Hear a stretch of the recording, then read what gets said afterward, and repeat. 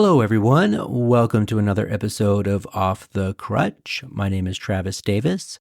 This is the last episode of 2024, and I'm excited to have not one, but two guests, one of whom was on last month, writer and director Allison Norlian. We talked then about her short film 13, and now I have the pleasure of speaking with her and my other good friend, Erika Bogan, about Meandering Scars. It's a documentary that documents Erika's journey to climb the tallest freestanding mountain in the world to spread awareness about suicide and mental health struggles in the disability community. Meandering Scars was co-directed and co-produced by Allison Norlian and Kody Leibowitz, co-founders of BirdMine. A little bit about Erika Bogan. She's a motivator, certified master mindset mental health coach, recognized national disability advocate and lover of life who is dedicated to motivating others to find their purpose through sharing her remarkable story of redefining her life after becoming paralyzed following a traumatic injury. I've known Erika for a number of years, and everything she has accomplished has been remarkable to see. It was a treat to have both of these dynamic ladies on the podcast to share about their upcoming documentary. After this episode, I may take a couple weeks off to reset and figure out what's next with the podcast. Again, I appreciate everyone who has listened this year and all my guests who have shared their stories. I shall return, and I look forward to all the great things that will be happening in 2025. Enjoy the episode. I guess let me start from the beginning because I'll share about BirdMine and like what connected me to you, and then you can take it from there. Perfect. Okay, cool. So back in 2020, Kody Leibowitz, my friend and co-founder of my company, he and we've actually known each other since we were interns in college. And to make a long story short, we decided we wanted to start a production company. And so our focus at the time was documentary. Now we've since branched out. We do narratives as well, but we were strictly wanting to do documentary. As former journalists, we viewed it as an extension of the work we were already doing. And so in 2020, we started BirdMine, our production company. And at the time, there was a worldwide pandemic that we all remember, I'm sure. And so that was happening. And so we weren't quite sure how we were going to find our first documentary. So our thinking was, we're journalists. We know how to create stories and put them together. So why don't we create a story that we can just post on our website and on social media and like YouTube, our YouTube page. And it'll basically be a preview of what people can expect for our documentaries, right? It'll show the kind of stories we want to tell. It'll focus on for me personally, like my goal of changing the way the world views disability. It'll be a story that lives online that people can get an idea of what we want to do as a company with our documentaries. So my idea at the time was I want to create a series highlighting people with disabilities making an impact in the fitness industry. My other love is fitness and health. And I actually personal train people with disabilities, but that's besides the point. And that's a new thing in my life that I'm very excited about. So I'm going to mention fitness and health is something I'm very passionate about. And so at the time I was like, why don't we highlight? A lot of times people in our world focus on what people with disabilities are not capable of. Let's show them what they're capable of, especially in the fitness industry, because it's like a thriving industry. So I'm a disability advocate. And so I have a lot of friends in the disability community. And so I was asking around, like, who do you know who is involved in fitness, whether it be CrossFit competitions or Spartan races or weightlifting or Paralympians. And so I was introduced to all these different people. And one of the people I was introduced to was Erika.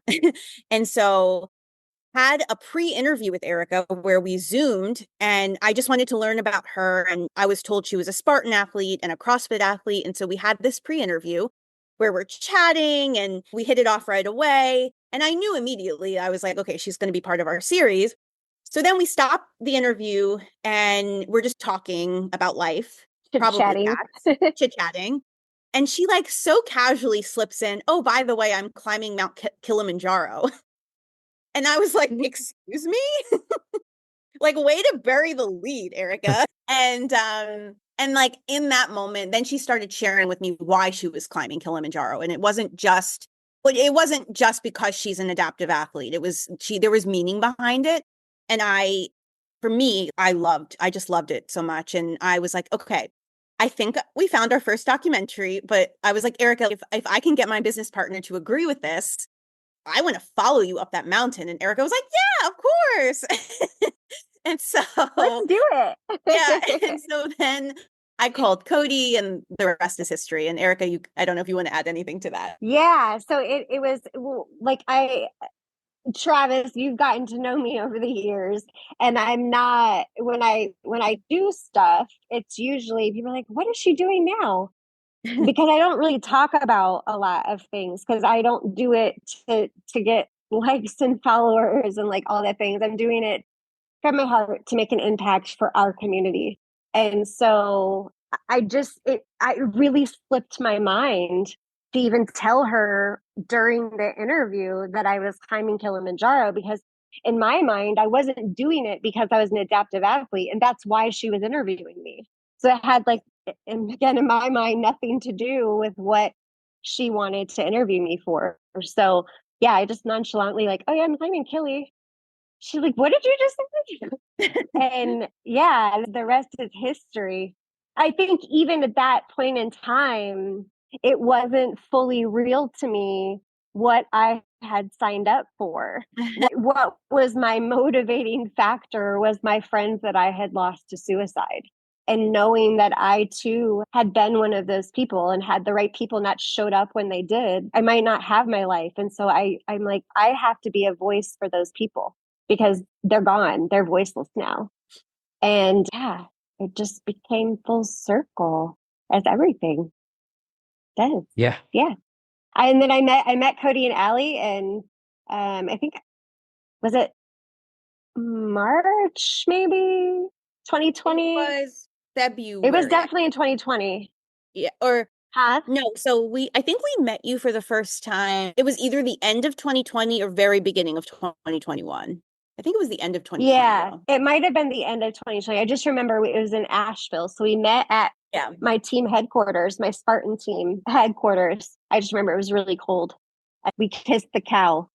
Yes, we did kiss a cow. Oh, cool. But that's not in the documentary.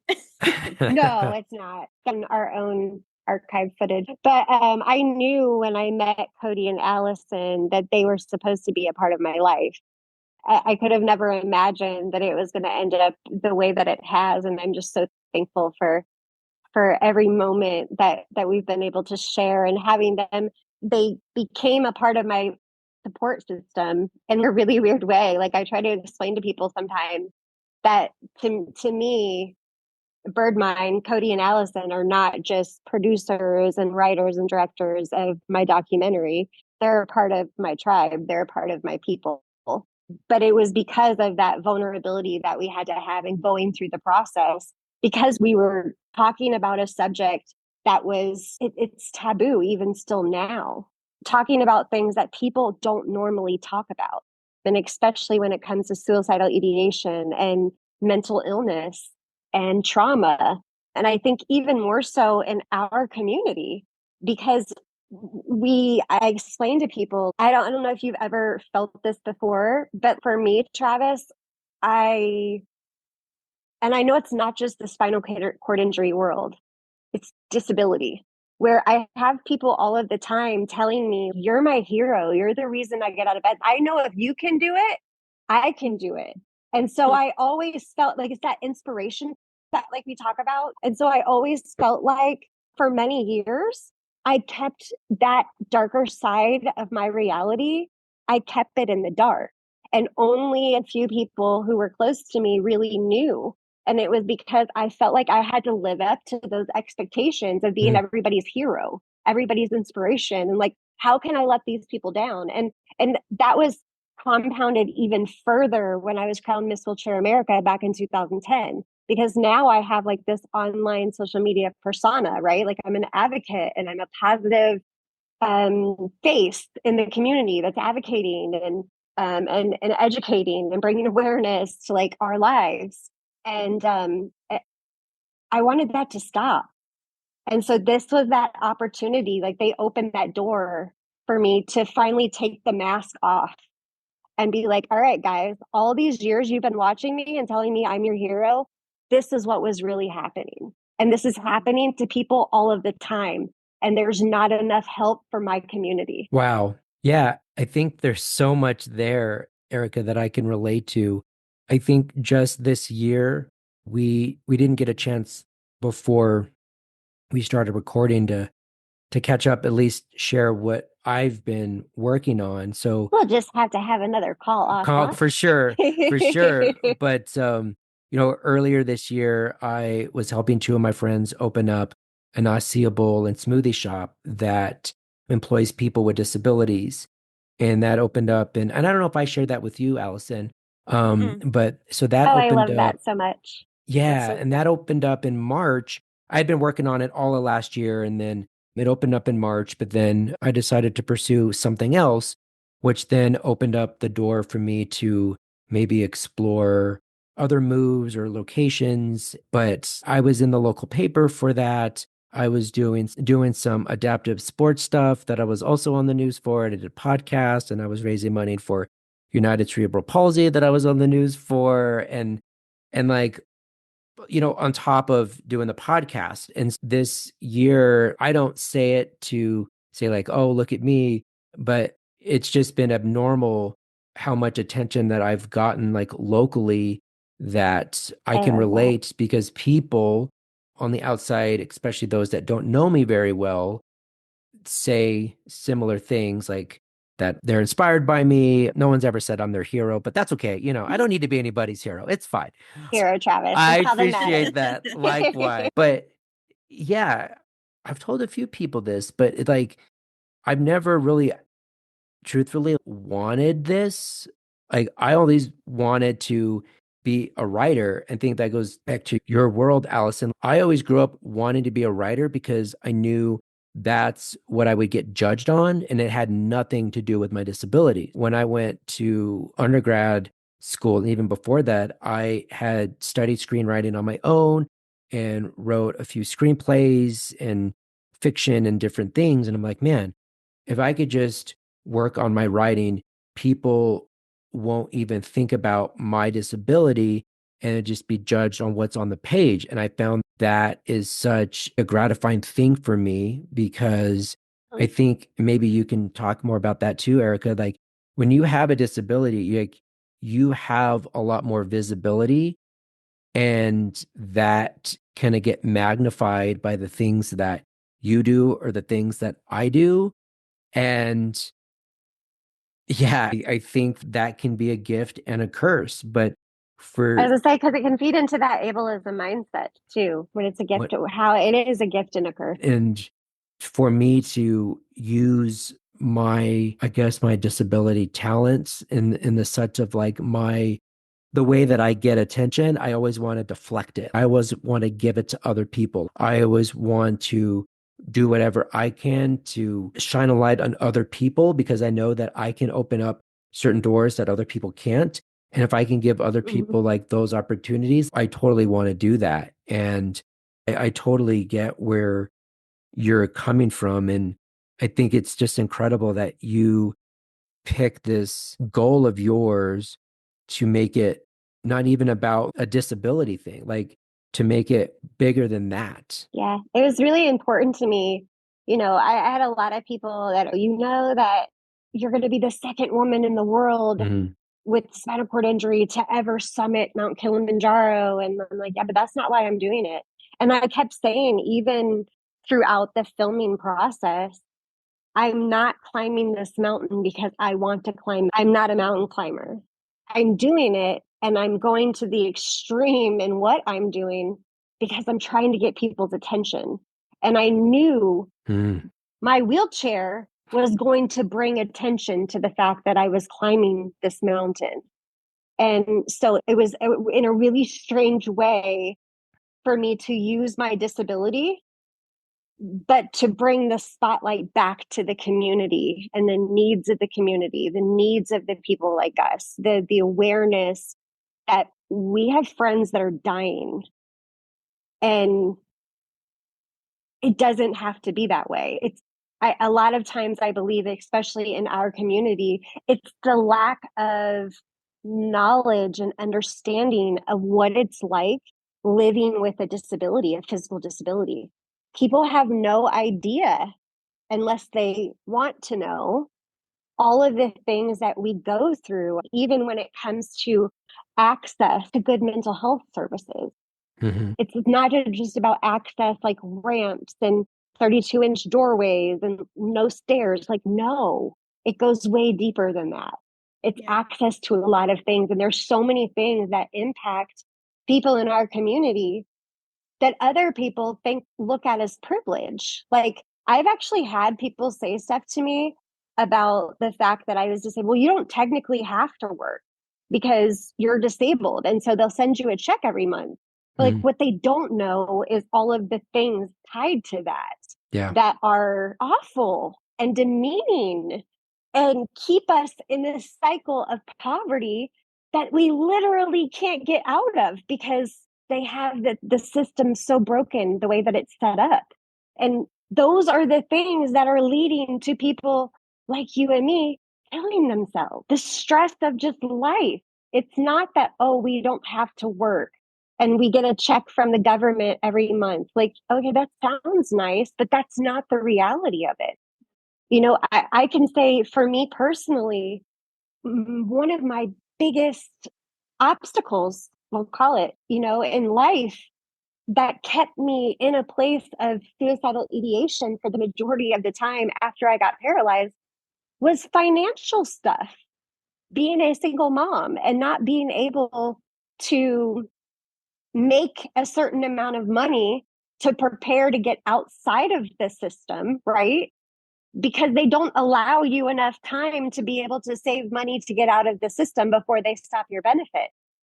And like, there's just all of these things. That's just one of the examples that kept me in a place of fear and anxiety and stress. And the stress was so bad that it put me in a place over and over again where I didn't want to die, but I also didn't want to wake up and feel what I was feeling. And I would say that to people. I don't want to die, but I don't want to ever wake up feeling like this again. I can't keep going on like this. And then I think about my friends who, for whatever reason, weren't able to say, I don't want to die. No, they got to a place where that was their only choice. And it shouldn't be that way. These things are fixable. There's solutions. But because we're such an underrepresented community and there's all of these stigmas attached to our community, nobody pays attention. Nobody gives a shit. So people like me do stupid, crazy things like climb this mountain. But we shouldn't have to go that far to get people's attention. It shouldn't be that way.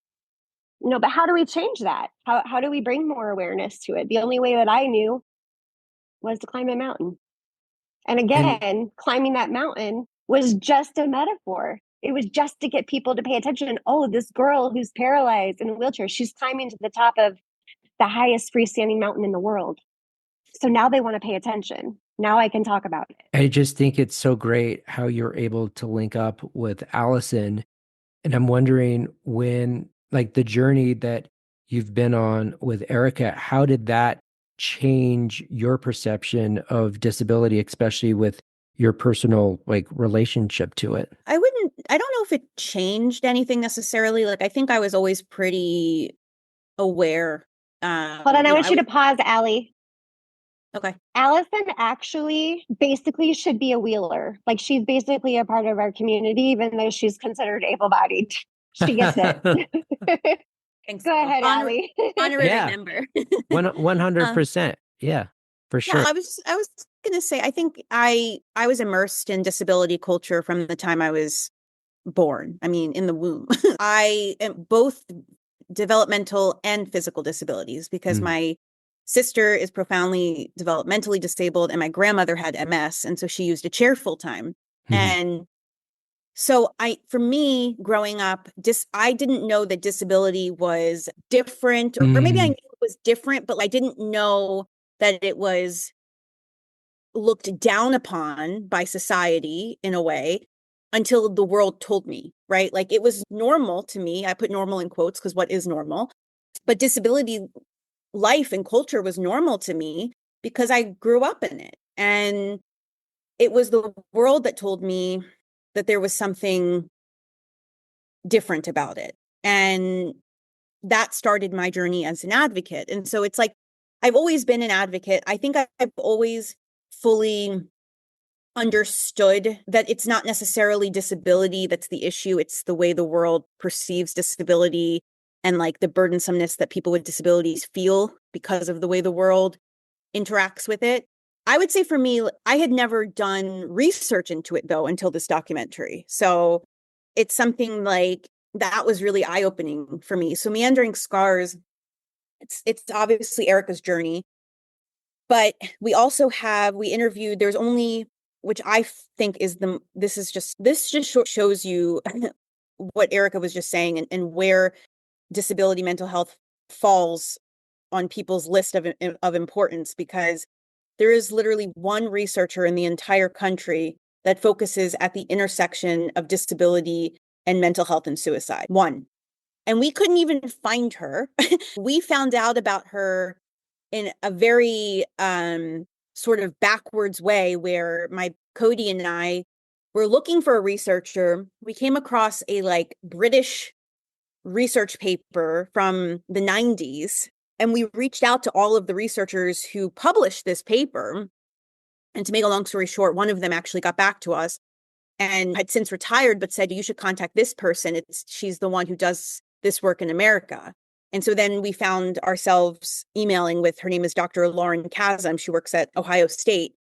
And she was like, yeah, I'm the only one who does that.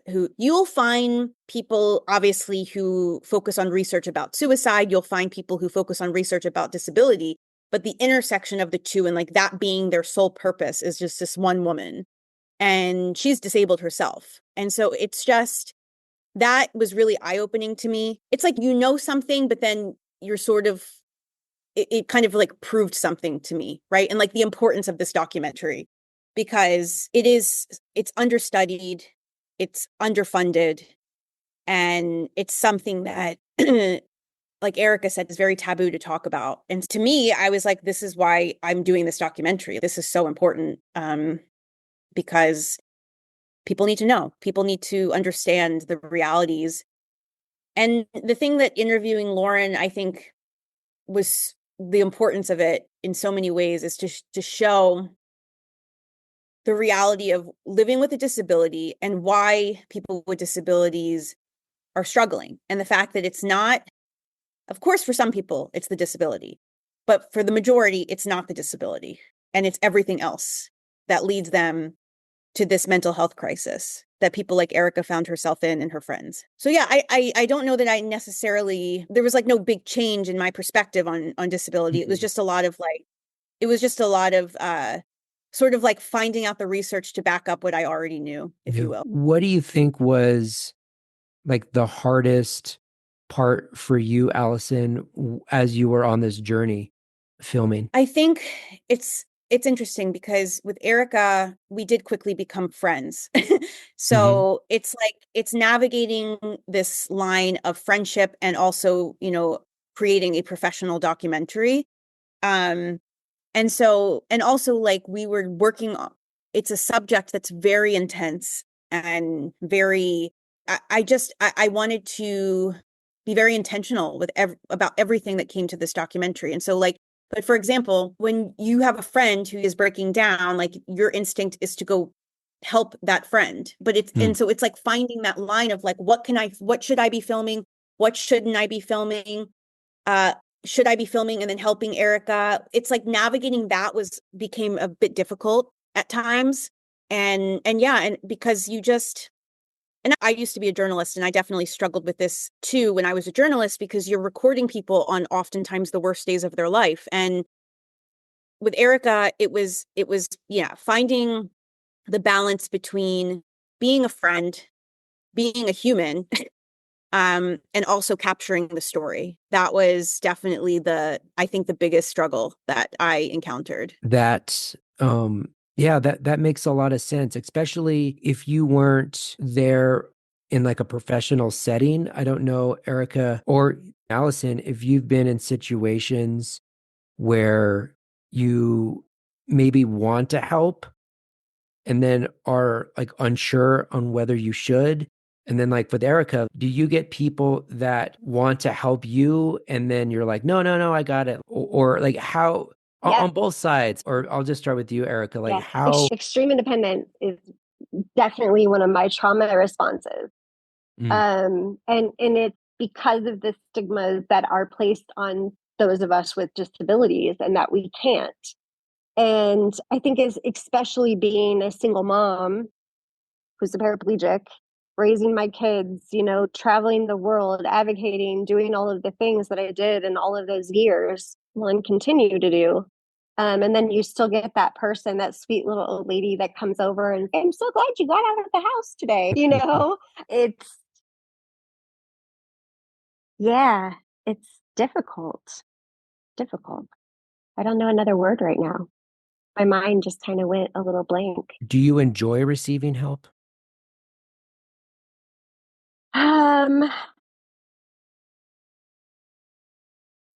When I'm using my mindfulness, yes, because I know that it more often than not is coming from a good place with good intention. Depends really. And I've gotten better about it and not assuming, but again, I have to use my mindfulness of not assuming that when somebody does something for me, it's because of the wheelchair. I'd like to think more often than not, it's because they're just a kind human. But when it's blatant and I can tell that it's just because I'm in a wheelchair, I get offended. I do, because you're just assuming that I can't. And I probably can do more than you can. I just can't walk.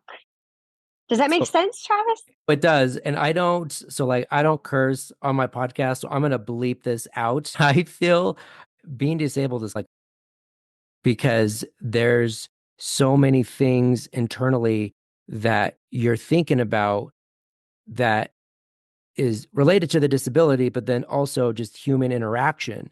And so it's just like, you're trying to think about how you should respond, but then also try not to assume what the other person is assuming about you and your ability. And it's just, it can get really exhausting. But I feel like we always have to, or I don't say we always. For me personally, I feel like I more often than not have to prove what I'm able to do, even though I have nothing to prove. But I feel like in order to change the way that people see people like us, I have to be extremely independent because I'm trying to change the perception that people have of people with disabilities, especially when it comes to adaptive devices like wheelchairs or forearm crutches or braces. Change that, like, my wheelchair is not something sad and it's not something that makes me needy. Actually, it's the complete opposite. It gives me my independence. Right. It's very frustrating to me because I'm like, it's 2024. And let's face it, you and I are not the only people with disabilities that live full normal lives and are positive contributing members of society and have done many recognized things. We're not the only ones. You look at the Chelsea Hills, Jesse Strachan, like the things that these girls are doing and the way that they're my angel in heaven, Audie Angel. She was one who shifted the whole perspective around dance before Chelsea was even injured. Yeah, it shouldn't be that way in the United States. You bring up a good point about the chip on the shoulder and then having something to prove, because I feel like I'm not only competing, and I know that's not the most healthy way to look at it, but I'm not just competing against my other peers that have disabilities that are doing great things. but then I'm also competing with able-bodied people that are doing great things. Right. And it's just, I'm never going to live up to either standard. And so, but that's when I go down this negative mindset and then realizing that I'm like, I'm not competing against anybody. I'm just competing against myself from the day before. And it's just, I have That's to right. just keep moving forward. And I don't have anything to prove because I'm already enough. And I think that was, what we're talking about, Travis, was one of the things that I felt even preparing to come to climb the mountain or to go to climb the mountain. I had people in some of the communities that I'm like connected to that aren't the disability community that would be like, oh, you mean they're going to carry you up the mountain? And I would get infuriated. Like, what do you mean? No, I'm going to go and do everything I possibly can as independently as I can. Overlooking the fact that, again, I'm a woman in a wheelchair who is going to climb the tallest freestanding mountain in the world. Right. Whether I got to the top or not wasn't the point. The point was that I went and I was doing it and I showed up. Mm-hmm. And I know that was one of probably the hardest things for me leading up to going to Kilimanjaro. When I'd be all proud, somebody would say something like, oh yeah, she's going, in September to climb the mountain. And like, I'd be like all excited to like talk about why. And they're like, oh, you mean like people are going to like carry you up, right? Because there's no way. And like that immediate negativity, that immediate, yeah. Yeah. And that's that stigma, one of the thousands of stigmas that are attached to people with disabilities. Yeah. It's not okay. Mm-hmm. And like I said, there was many people before me that have done these incredible things that because our community is so underrepresented, nobody knows about it. Unless they're somehow directly affected or connected to people with disabilities and the disabled community. So how do we merge our community, people with disabilities, with the rest of everybody else? Because at the end of the day, we are the rest of everybody else. Like, we're all the same. Mm-hmm. We just have different challenges. But like, why does it have to be separate? And why do we get overlooked? It makes me, I know during a lot of the different stuff that I know the United States has been through over the last, several years with the different like minority groups. It's the same as Black Lives Matter. It's the same as Asian people being targeted. It's why are we separated? Why are we separated? Does it make sense? Like I actually get caught a lot where I'll say something about, I don't know, an accomplishment or something. I'm like, oh my God, you gotta be kidding me. And I'm like, my brain works. Like, just because I don't move like you move, because again, I have a tool that helps me move faster than you. And I'm going to keep saying that because it just makes me smile, but doesn't make me different than you. That's like saying somebody who's Jewish or who's African American, that they're different than us, and that's not true. Yeah. That's not true. Their skin color is just different.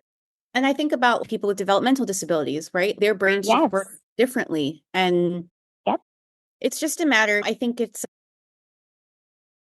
for me, with just to go back to the storytelling and the pieces I produce, it's like, I think part of the problem is it feels like the world, and I don't know if it's ever been better. I can only relate to my existence, but there's this lack of compassion and understanding of difference and diversity, which I will never quite understand because even in the animal kingdom, there's difference everywhere you look, right? Like there's animals that are disabled. There's animals that are LGBTQ. There are animals that look different from each other. And so it's just, that is what's normal. It's normal to be different. And so it's normal to have a difference in the way we communicate, in the way we view, the way we think. So I will never quite understand like why the Why world, there's separation. right? Like why the world has created this idea that there is not, that difference is not normal, when that is what is, quote unquote, the only normal thing in this world, is the fact that we are all different and We're diverse different. and beautiful in our own ways. And so Yep. I really think there has to be, this is getting into a whole nother topic, but like a shift in like culture, and a shift in our understanding and the way that our society views a lot of these realities. I think that's one of the biggest problems. Yeah. Is it's societal, it's very systemic, right? Something I've definitely learned over my course of reporting and interviewing people and sharing stories is this idea that so many of the sort of issues in our society, whether it be racism, whether it be anti-Semitism, whether it be discrimination against ableism and discrimination against people with disabilities, it's very systemic. It's very much like in the fabric of our society. And unfortunately, I think I'm trying to do my part, like with my stories, but I'm one person. And I think, my hope for the future is that more and more people wake up to this, and we all make an effort to create a sort of societal and cultural change where we become more compassionate and loving And acceptance. and eager to accept people who are different than us. Because I think if you look back in history, this has really always been an issue. It's amplified now because of social media and because of the globalization. But I really do think it's not like it's gotten, I think the sad thing, especially about like disability in America, is that here it's actually quote unquote better than in so many other places. And because we have the ADA, and it's that is profound in itself. But that's what's sad, is the ADA, right? Like as society moves forward, so should all of these so should the ADA, and so should all these laws and policy, and it doesn't, and it hasn't. And so that's an American problem. But anyway, now I'm rambling, so I'm sorry. You're fine, Lev. No, everything you're saying is so relevant. This is one of the reasons that this documentary and the fact that Allison and Kody gave me the opportunity to really be able to share this other side that I hid for so long. My hope is that when the documentary comes out, and as people see it and they watch it, that they stop hiding the darker sides. They start being more vocal about the challenges, and in the most constructive ways that we can. But that it starts to, especially when it comes to mental health and disability, that it starts to mend that separation. When people start to recognize that there are many things in a person with a disability's life that you would never know or even think about unless you yourself have had a disability that affect us. And they're all things that there are solutions to. Yeah. And I hope that this, if nothing else, this documentary does those two things. It starts to show the things that there are solutions to, that are being overlooked by our government, by our society, by the media, and also giving people who are on the other side of that, like people like us, that start to say, I need help. Yeah. And start to advocate and hold the people in charge accountable. Our mental health is just as important as anybody else's mental health. But why are we not talking about it? Why are we not seeing the differences? And why are we not addressing the things that people with disabilities, specifically our community, faces?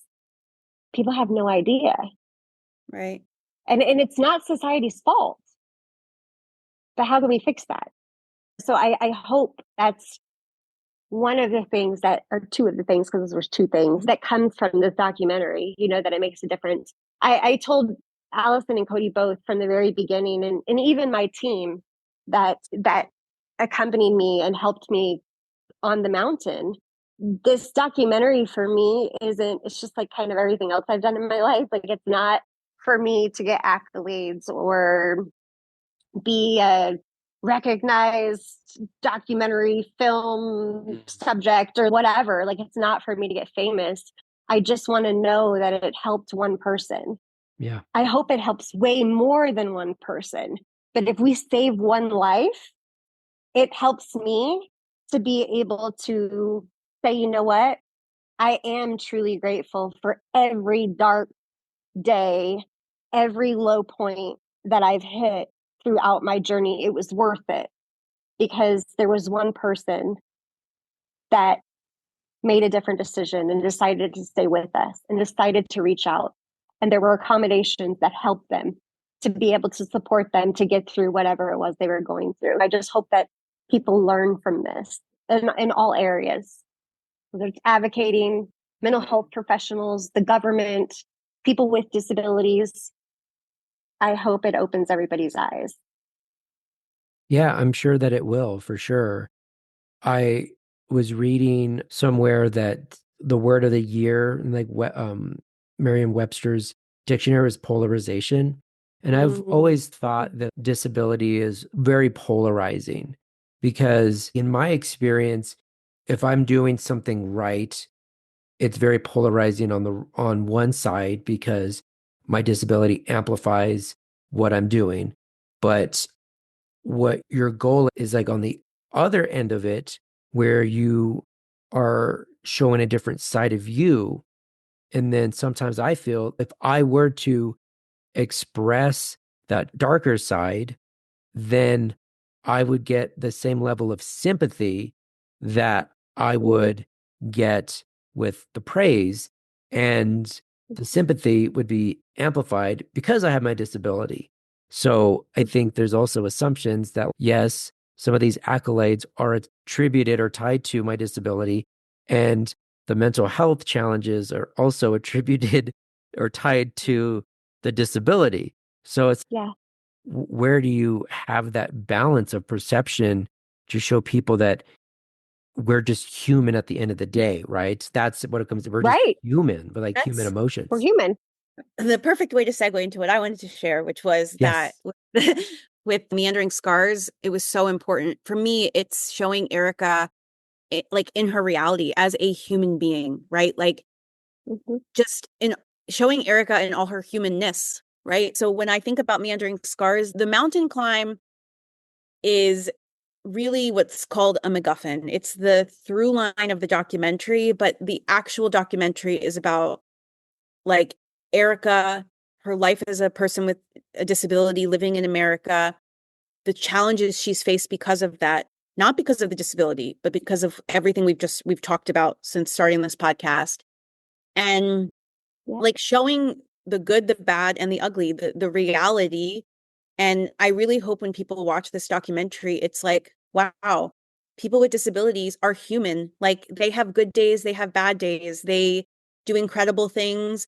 And sometimes they mess up too. Like they're human. This is the reality of life for every human being. And that was really important to me for this documentary, because of course, Erika climbing Mount Kilimanjaro is amazing. And it's amazing that honestly, I climbed Mount Kilimanjaro. I was saying, it's amazing that all of us climb Mount Kilimanjaro. All of us, right? Like just anyone who climbs Mount Kilimanjaro, it is amazing. It's amazing.